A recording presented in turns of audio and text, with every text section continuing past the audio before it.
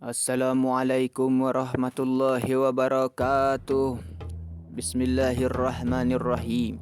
Bersyukur kita kepada Allah Subhanahu wa taala dan bersalawat kita kepada makhluk yang sangat mulia yang diciptakan oleh Allah Subhanahu wa taala, yang dimana oleh karena kemuliaan beliau andaikan lautan dijadikan sebagai tinta, pohon-pohon dijadikan sebagai pena, digunakan untuk melukiskan kemuliaan beliau, maka tidak akan pernah cukup untuk melukiskan kemuliaan beliau. Karena begitu mulianya beliau di sisi Allah Subhanahu wa taala, bahkan sendal beliau pun lebih mulia daripada dunia dan seluruh isinya. Karena sendal beliau pun telah berjumpa dengan Allah Subhanahu wa taala di Sidratul Muntaha. Siapakah dia? Tidak lain tidak bukan dialah Rasulullah, baginda Nabi besar Muhammad sallallahu alaihi wasallam. Alhamdulillah, alhamdulillahirabbil alamin. Wassalatu wassalamu ala asrafil anbiya'i wal mursalin sayyidina wa maulana Muhammadin wa ala alihi wa ashabihil mujahidin at-tahirin. Amma ba'd. Saudara-saudaraku yang dimuliakan oleh Allah Subhanahu wa taala, hakikat kehidupan yang sesungguhnya, dan inilah yang akan kita bicarakan pada pertemuan kali ini.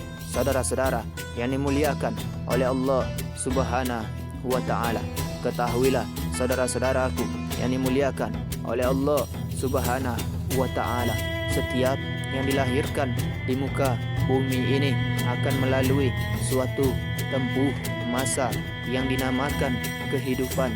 Setiap orang akan menafsirkan kehidupan ini berdasarkan maklumat dan pengalaman yang diterimanya sejak dia mula berpikir dan dapat menyimpan di memorinya.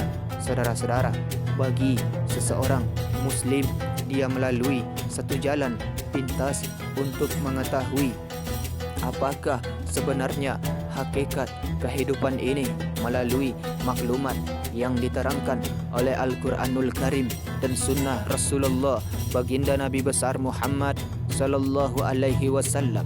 Itu pun bergantung bagaimana cara dia dibesarkan dan sejauh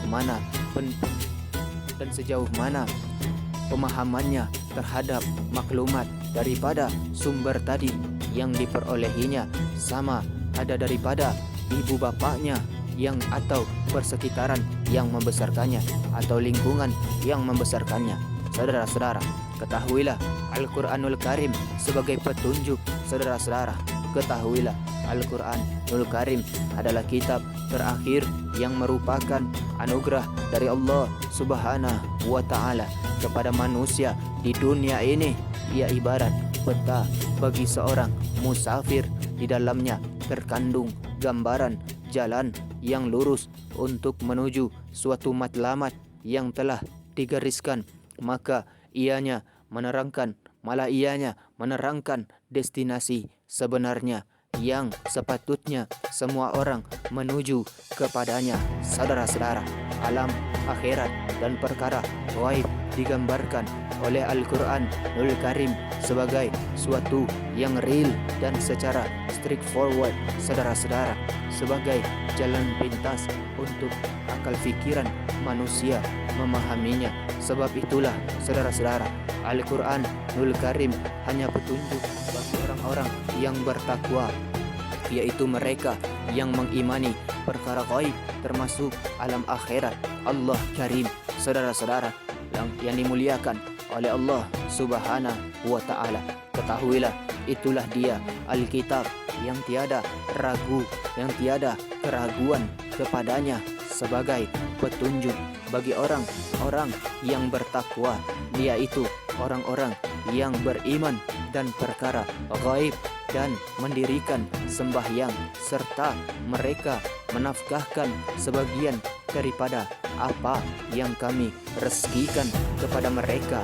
Quran surah Al-Baqarah ayat 2-4. Allah Karim. Saudara-saudara, ketahuilah walaupun dengan akal yang waras yang Allah Subhanahu wa taala karuniakan kepada manusia itu boleh menyampaikan seseorang itu kepada hakikat ketuhanan. Akan tetapi Allah Subhanahu wa Ta'ala dengan rahmahnya telah mengutus para rasul dan kitab sebagai jalan pintas dan jalan mudah untuk manusia sampai kepada hakikat tersebut, saudara-saudara. Begitu juga dengan hakikat kehidupan ini, serta di mana kesudahan dan apa tujuan manusia dihidupkan di alam ini juga secara terperinci ditunjukkan oleh Al-Quranul Karim. Oleh karena itu sebenarnya Al-Quranul Karim adalah sebesar-besar nikmat yang diturunkan oleh Allah Subhanahu wa Ta'ala untuk manusia di alam dunia yang fana ini, saudara-saudara. Oleh sebab itu, bagi mukmin, seorang mukmin menatap ayat-ayatnya saban hari itu selain daripada mendapat faedahnya adalah sebagai tanda kesyukuran kepada Allah Subhanahu wa Ta'ala di atas nikmat tersebut, saudara-saudara. Saudara-saudara, lalu mengenali hakikat diri, saudara-saudara. Ketahuilah manusia adalah makhluk yang paling unik yang diciptakan oleh Allah Subhanahu wa Ta'ala di alam dunia ini. Kemuliaannya boleh mengatasi ketinggian para malaikat, akan tetapi kehinaannya pula boleh sampai lebih hina daripada binatang, saudara-saudara. Itulah yang digambarkan oleh Allah Subhanahu wa Ta'ala. Na'udzubillah min zalik. Ketahuilah sesungguhnya kami jadikan manusia itu sebaik-baik kejadian, kemudian kami mengembalikannya ke tempat yang paling rendah kecuali mereka yang beriman dan beramal soleh. Quran surah At-Tin ayat 4 sampai 5. Allah Karim, saudara-saudara, ketahuilah kemuliaan atau kehinaan adalah dua pilihan yang mesti dibuat oleh manusia, karena kedua-duanya adalah berbeza, saudara-saudara. Jalannya juga berbeza dan tidak boleh bercampur. Bagi yang memilih kemuliaan dan ketinggian, maka jalan yang digambarkan oleh Al-Quranul Karim sebagai jalan yang lurus, dan itulah jalan menuju Allah Subhanahu wa Ta'ala yang maha suci, yang maha tinggi. Adapun jalan yang bercabang atau bengkok adalah jalan menuju kehinaan dan kerendahan. Na'udzubillah min zalik. Saudara-saudara, ketahuilah, dan inilah dia jalanku yang lurus, maka hendaklah kamu mengikutinya, dan jangan kamu ikuti jalan-jalan yang lain, niscaya kamu akan berpisah daripada jalannya. Na'udzubillah min zalik. Saudara-saudara yang dimuliakan oleh Allah Subhanahu wa Ta'ala, ketahuilah manusia juga mesti mengenali hakikat dirinya sendiri, serta mengetahui apa yang perlu disediakan untuk memudahkannya sampai ke puncak kemuliaan dan ketinggian, seperti seorang yang bermusafir yang mengetahui seluk-beluk keberadaan yang kendaraan yang dinaikinya serta apa yang diperlukannya semasa perjalanan, akan lebih mudah untuk sampai ke destinasi dan yang ditujunya, saudara-saudara. Begitu juga di dalam perjalanan menuju Allah Subhanahu wa Ta'ala yang maha suci, yang maha tinggi, saudara-saudara.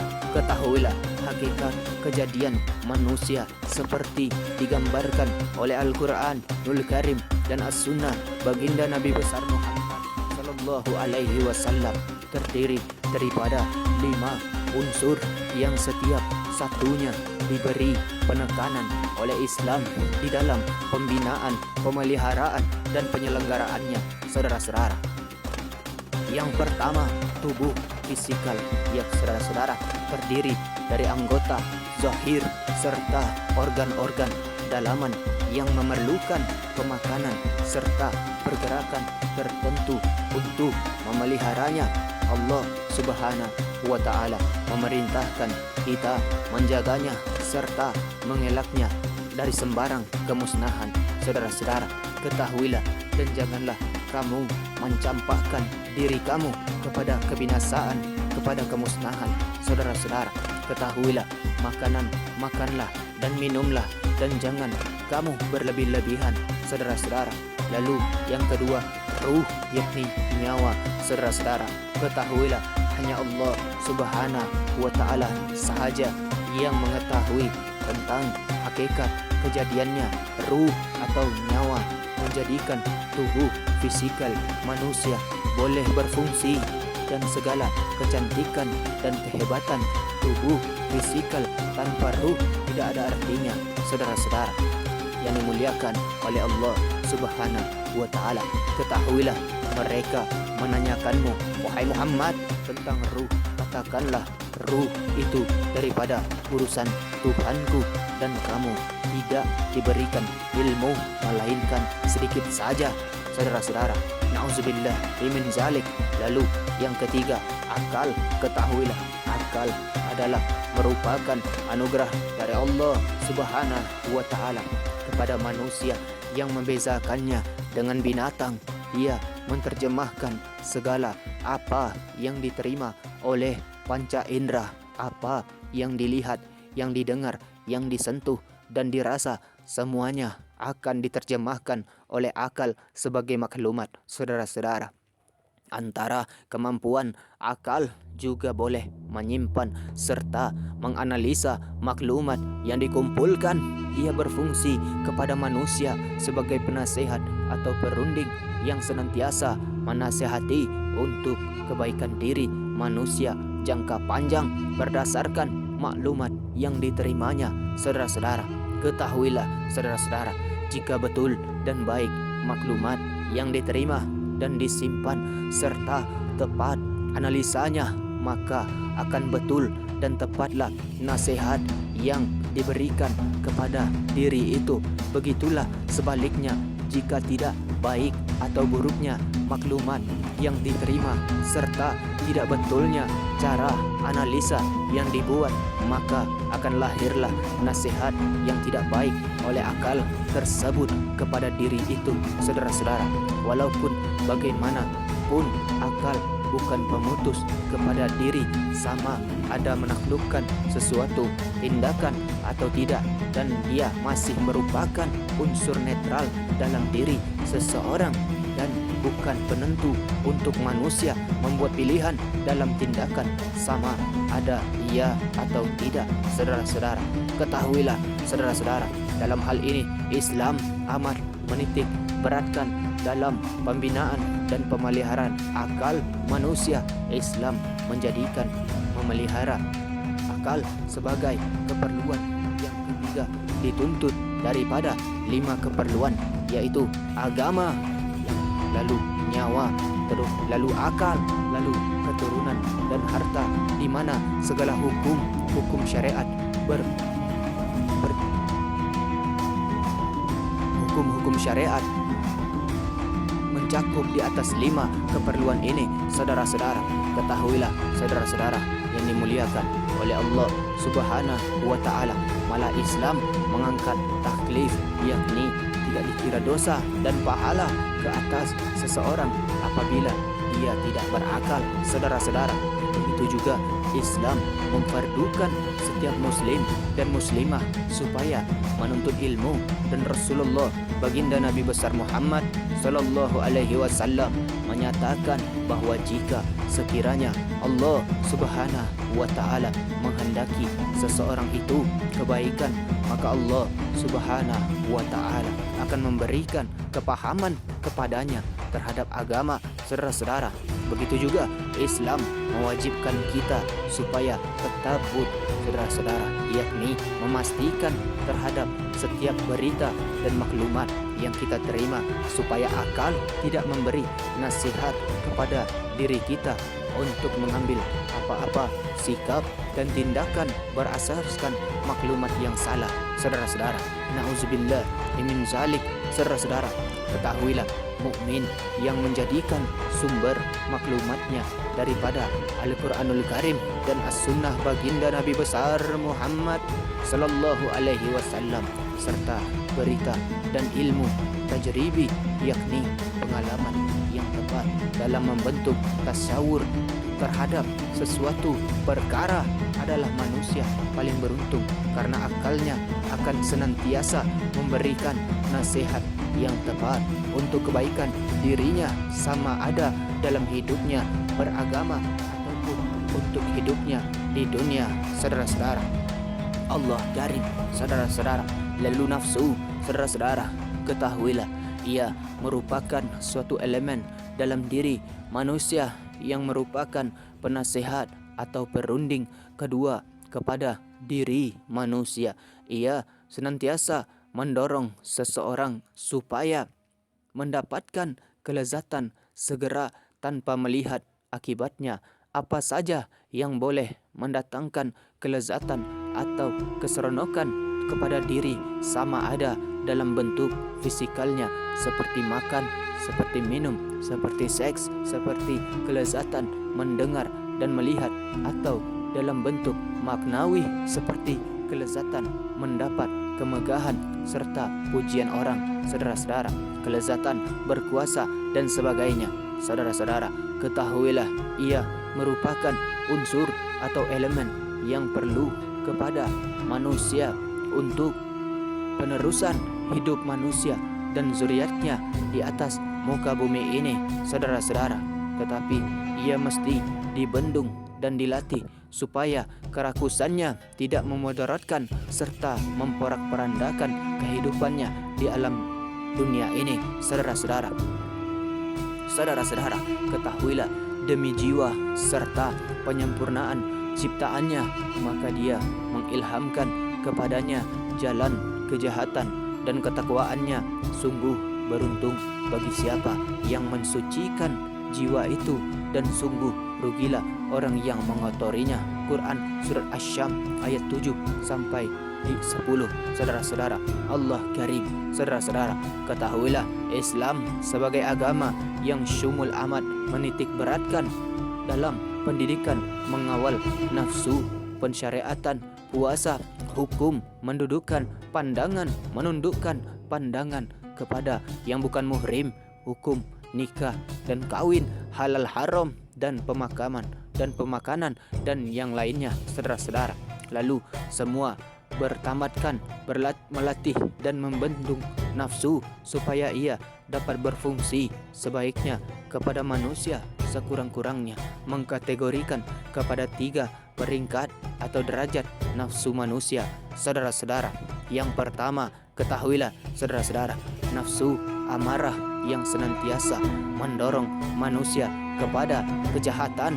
Yang kedua, nafsu lawamah yang senantiasa mencela dirinya apabila terlanjur melakukan kejahatan, dan nafsu al-mutamainnah yang hanya mendorong diri kepada apa yang diridhoi oleh Allah Subhanahu wa taala sahaja. Saudara-saudara, pokoknya nafsu boleh dilatih dan dididik sehingga dia menjadi penasehat yang baik kepada diri seseorang.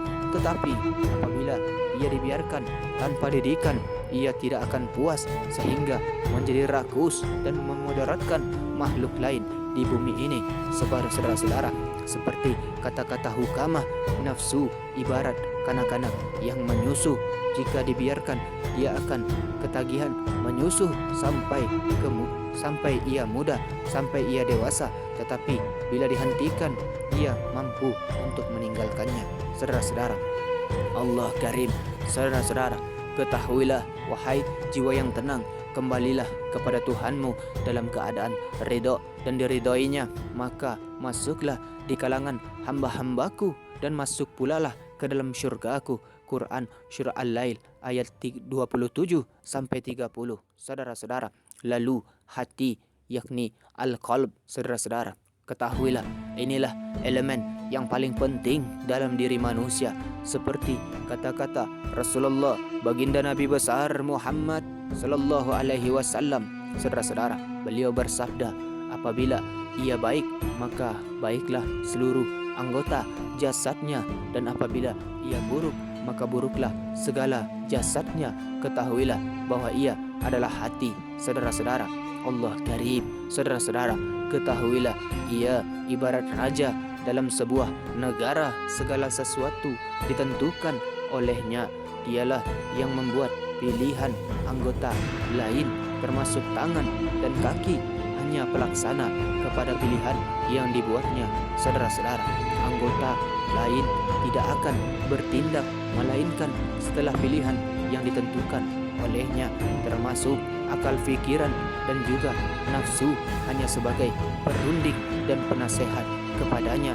Saudara-saudara, yang menentukan keputusan sama ada ya atau tidak adalah hati, saudara-saudara. Oleh karena itu Islam amat menekankan dalam pembentukan hati yang murni. Saudara-saudara, ketahuilah saudara-saudara, hati yang benar-benar mengenali siapa penciptanya, hati yang senantiasa menyerah dan tunduk kepada perintah Allah Subhanahu wa taala, Tuhannya, hati yang redha dengan ketentuan Tuhannya yakni Allah Subhanahu wa taala, dan hati yang kuat dan kental dalam menegakkan dan memperjuangkan prinsip yang diperintahkan kepadanya, hati yang selamat daripada segala kotoran hasad, dengki, tamak, dan bakhil. Malah perjalanan menuju Allah Subhanahu wa taala adalah sebenarnya perjalanan hati dan anggota lain sebagai kendaraan, saudara-saudara, dan kehidupan adalah jalan-jalan yang terpaksa dilalui. Akhirnya Allah Subhanahu wa taala menerima untuk memujinya. Kelak hanya mereka yang datang dengan memiliki hati-hati yang suci, yang sejahtera. Saudara-saudara, Allah Karim. Saudara-saudara, hari yang tiada guna segala harta benda dan anak bina, melainkan mereka yang datang kepada Allah dengan hati yang bersih. Saudara-saudara, ketahuilah saudara-saudara, dimuliakan oleh Allah Subhanahu wa taala. Mungkin hanya itulah yang bisa kita bicarakan pada pertemuan kali ini. Mudah-mudahan ada manfaatnya. Terima kasih atas segala perhatian saudara. Mohon maaf atas segala kekurangan. Wabillahi taufiq wal hidayah. Wassalamualaikum warahmatullahi wabarakatuh.